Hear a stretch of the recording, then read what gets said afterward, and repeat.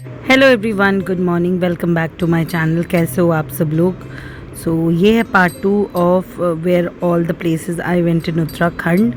और ये यहाँ पे सुबह हो रही है। आज मैंने ब्रेकफास्ट अपना रिकॉर्ड नहीं करा कॉज हम लोगों ने वही यूजुअल मंगाया था और हम लोग काफ़ी जल्दी में भी थे और फिर हम लोग जल्दी ही निकल गए। और ये देखिए व्यू पॉइंट से नज़ारा कितना ही सुंदर लग रहा है ना।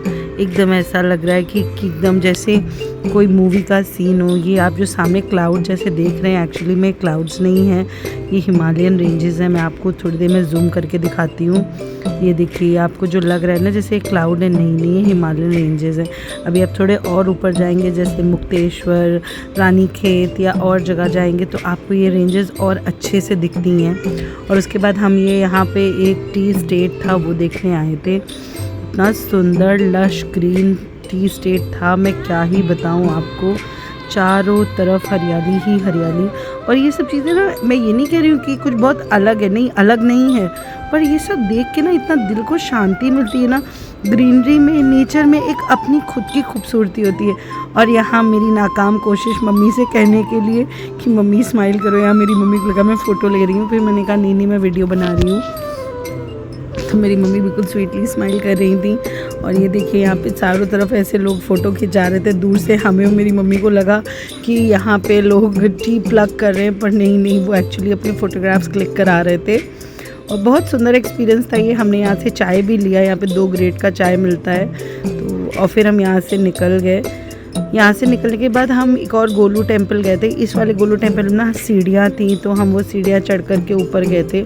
बहुत ही अच्छी जगह थी, इतनी शांति थी। यहाँ पे भागवत हो रही थी, भगवताचार्य जी बैठे हुए थे, आज उसका समापन था तो लोग भागवत सुन रहे थे। और ये देखिए, यहाँ पे एक अखंड हवन जैसा होता रहता है। और ये देखिए, मतलब ये जगह, ये कितनी यहाँ शांति है, कितनी श्रद्धा है। ये सब देख के लगता है सच में भगवान है यार। मतलब कितनी ही बेल्स यहाँ पे टंगे हुए हैं। फिर हम यहाँ से ये नज़ारा देखते हुए निकल गए। और ये देखिए, ऐसा नहीं लग रहा जैसे कि आपके कंप्यूटर के डेस्कटॉप से निकल के वॉलपेपर किसी ने बाहर चिपका दिया है। ये नज़ारे देखते देखते हम पहुँच गए कैची धाम। ये थी कैची धाम की मार्केट। कितना ही सुंदर लग रहा है। और जैसे आज तो बाबा जी ने एकदम दिल में मैंने भगवान से मनाया था, प्लीज़ मुझे बहुत अच्छे दर्शन हो। और यू वोंट बिलीव, मुझे इतने अच्छे दर्शन हुए that I can't even explain. Like मुझे लिटरली 10 to 15 मिनट ऐसे मिले जिसमें मैं बाबा जी को देख रही हूँ और वो मुझे देख रहे हैं। मतलब जबकि सब लोग कह रहे थे आज तो बहुत भीड़ है, हम एक जगह से वापस तक हो गए थे।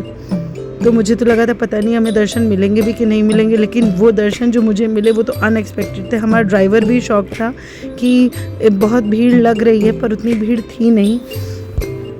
और ये मैं जितना थोड़ा बहुत रिकॉर्ड कर पाई कर लिया मैंने, कॉज प्रेमाइसेस में अब अंदर जाने के बाद ये जो रूट है इसको फिनिश करने के बाद आपको किसी भी तरीके की वीडियो या फ़ोटो लेना नॉट अलाउड है। कैची धाम में बाबा जी के दर्शन करने के बाद हम लोग वहाँ से निकल गए। और आप फिर से देखिए, ये डेस्कटॉप वाले नज़ारे देखते देखते हम पहुँच गए काकड़ी घाट। ये रास्ता इतना सुंदर लग रहा था कि मैं क्या बताऊँ। ये साइड में एक औली नदी या कोई नदी है, वो ड्राइवर जी ने बताया था मुझे, मैं भूल गई, वो बह रही है और एकदम फिल्मी रास्ता है ये। और ये देखिए, ये हम पहुंच गए काकड़ी घाट। ऐसा बोला जाता है कि यहाँ पे विवेकानंद जी ने अपनी साधना करी थी, like he meditated here for years.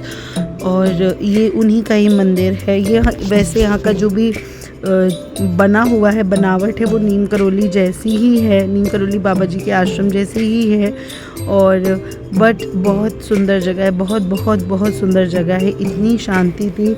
हम भी यहाँ अंदर गए, हमने भी मेडिटेट किया। यही जो आप पेड़ देख रहे हैं इसी के लिए कहा जाता है कि यहाँ पे बैठ के विवेकानंद जी ध्यान करा करते थे। उनका एक छोटा सा यहाँ पे मंदिर भी है शिव जी का। और फिर हम यहाँ से निकल गए। फिर एक जगह पे रुक के हमने थोड़ा बहुत चाय नाश्ता किया। और ये देखिए, मेरे टीका वीका लगाए, कितनी सुंदर, एकदम बगल में बैठो, नदी बह रही है। काकड़ी घाट से निकलने के बाद हम लोग अपने रिसोर्ट वापस चले गए थे। और ये जो आप क्लिप देख रहे हैं दूसरे दिन की क्लिप है। उस दिन हम लोग गए थे नैनीताल घूमने के लिए। हम क्यों मम्मी को नैना देवी टेम्पल ने कभी उन्होंने दर्शन नहीं किए थे, तो मैंने कहा चलिए मैं आपको करा देती हूँ। और ये देखिए, यहाँ का नैनीताल का जो फर्स्ट ताल है वो है ये नैनीताल, जिसकी वजह से इसका नाम नैनीताल है। इसको बोलते हैं कि it's in the shape of उल्टा मैंगो। तो वही है, देखिए कितना ही प्यारा लग रहा है। और आज का वेदर तो ऐसा लग रहा था जैसे चार चांद, कॉज वही मतलब हल्की सी धूप थी और विंडी वेदर था, तो बहुत गर्मी नहीं लग रही थी, तो और बहुत अच्छा सा लग रहा था। और आज थोड़ा सा रश भी कम है। वैसे भी नैनीताल इज़ मोर लाइक कि आप ताल घूमिए, मंदिर घूमिए, साइट सीइंग के लिए बहुत सारी जगहें हैं यहाँ पे, बट हमारे पास उतना टाइम था नहीं, बिकॉज हमको निकलना भी था वापस। और ज़्यादातर नैनीताल की जो रौनक है जो मैंने देखी है वो रात की है, यानी मतलब 5 बजे के बाद यहाँ पे जो एंट्री है वो बार्ड हो जाती है, आप नहीं एंटर कर सकते, आप पैदल जा सकते हैं। और उसी समय टूरिस्ट जो भी हैं जो यहाँ रुकते हैं वो उसी समय ही निकलते हैं बाहर घूमने के लिए, और पैदल वॉक करके पूरी मार्केट एक्सप्लोर करते हैं। यहाँ पे बहुत सारे एकदम कैफ़े वगैरह भी हैं। और ये देखिए ये नैनीताल का सरोजनी है, नहीं मतलब ये नैनीताल की तिब्बतन मार्केट है, बहुत फेमस मार्केट है। मतलब मुझे तो यहाँ पे मतलब मैंने यहाँ पे कुछ ज़्यादा लिया नहीं, बिकॉज मुझे ये बहुत कुछ वैसी ही लगी जैसे हमारी दिल्ली में सरोजनी है, और जैसे हमारे कानपुर में भी तिब्बतन मार्केट है, बिल्कुल वैसी लगी। प्राइस यहाँ बहुत एक्सपेंसिव थे। अगर आपको बार्गेनिंग की स्किल्स आती हैं आप यहाँ पे कुछ भी ख़रीद लेंगे, बट अगर आप मेरे जैसे हैं उतनी अच्छी बार्गेनिंग नहीं कर पाते हैं तो आप यहाँ कुछ भी नहीं ख़रीद पाएंगे। इसी वजह से मैंने यहाँ पे देखा बहुत कुछ पर ख़रीदा कुछ भी नहीं, कॉज द ओनली रीज़न मैं उतनी बार्गेनिंग कर नहीं पाती हूँ। और ये देखिए नैना देवी टेम्पल हम आ गए, ये नैना देवी टेम्पल का गेट है।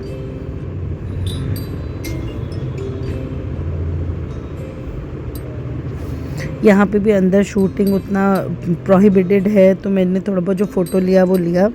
और नैना देवी के भी बहुत अच्छे दर्शन हुए हमें। फिर वहाँ से निकल के हम जिनके साथ गए थे उन्होंने हमसे कहा यहाँ थोड़ा पीछे आप मार्केट एंड होते तक चलेंगी तो यहाँ पे एक रास्ता है, उसको ठंडी सड़क बोलते हैं, वहाँ से आपको बहुत अच्छा व्यू मिलता है लेक का। तो हम लोग भी वही एक्सप्लोर करने गए थे। और मुझे नहीं पता इस जगह को ठंडी सड़क क्यों बोलते हैं, बट जितना सन्नाटा इस सड़क पे था शायद उसी के लिए इसको ठंडी सड़क बोला जाता होगा। पर यहाँ पे देखिए इस तरीके से कलर वाले जो फ्लैग्स होते हैं वो सब लगे हुए थे। और हवा आप देख रहे हो ना कितनी अच्छी हवा चल रही थी, इतना अच्छा लग रहा था यहाँ खड़े होके कि मैं आपको क्या ही बताऊँ। और ये लोग बोटिंग कर रहे थे, हमने भी सोचा था हम बोटिंग करेंगे, पर मैं बहुत डरपोक हूँ, मुझको गहरे पानी से बहुत डर लगता है, तो मैंने मना कर दिया था कि नहीं हम बोटिंग नहीं करेंगे।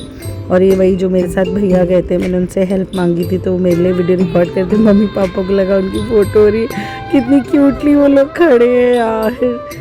मतलब कभी कभी आपके पेरेंट्स की ऐसी इनोसेंस देख के हंसी भी आती है, लगता है सच में ये हम लोग जो जनरेशन है वो तो शायद अब चली गई, और अब जो जनरेशन है वो हमारी जैसी कभी हो ही नहीं सकती। और ये वो भैया शूट कर रहे थे वीडियो, बहुत ही सुंदर लग रहा था उनको। फिर मम्मी पापा को ये लग रहा है मैं फ़ोटो ले रहे हैं भैया। और ये देखिए कितना ही प्यारा लग रहा है, मतलब एकदम यहाँ से जाने का मन नहीं कर रहा था।